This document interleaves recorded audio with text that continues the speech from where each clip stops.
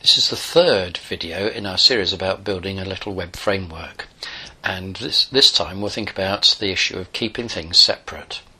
So where have we got to? We want to build a simple website following good practices, and we've taken the trouble to stop and think about what we want first. So now we're ready to put together a first build. We want to keep things stupidly simple, so we need just 3 pages, and for now we'll do it all in HTML. Except we need to think about separation of concerns, so we'll make sure that we keep the content and layout completely separate. So we'll put our page content into HTML files with semantic tags to identify the role of the content, but we'll ensure that all of the style information goes into a separate CSS file. So let's get started.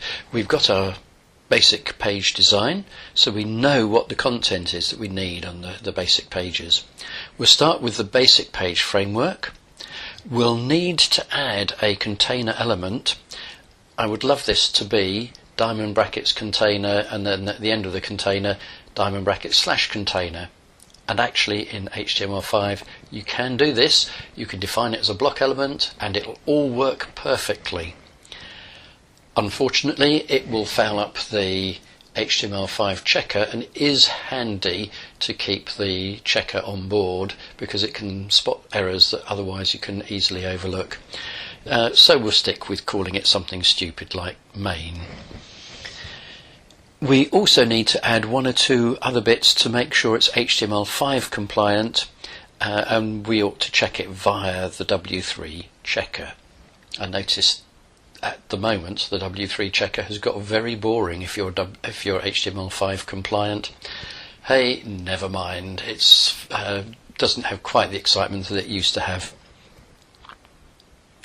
So what does this look like? Well, rubbish, of course. We've not included any styling, although if we look carefully you can see that the browser has added quite a bit of styling in some ways. So you can pick out the different header styles and the paragraph style and so on. It's all got its own little bits in there which have all come in through the browser.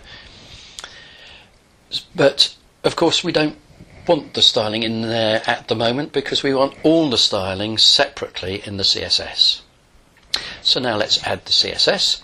We'll link to it from the HTML, and we don't need anything clever. We just need to meet the design criteria. Remember, I know we're looking at separation of concerns in this video, but let's lose sight of the keep it stupidly simple principle that we've also been thinking about.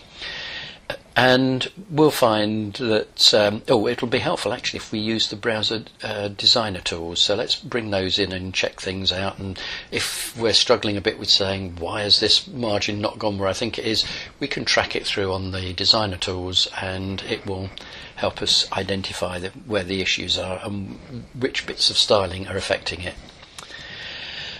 When we're happy with the design, then we can check the results via the W3 CSS checker. And if we've done our work properly, then it should all validate. Brilliant. Is this it? Well, we've produced a simple website. We've made a complete separation between semantic content and style information, and it works. Sort of. We might say that's not quite what we meant when we said this is how it should look on the mobile phone or whatever. We'll come to that, don't worry about that. Also, there's a lot of repetition required from page to page. So this is the home page, the resources page and the content page will be done similarly, and there's loads of repeat code on those pages. We are not dry. So now what we'll need to do next is how to make this all much more efficient.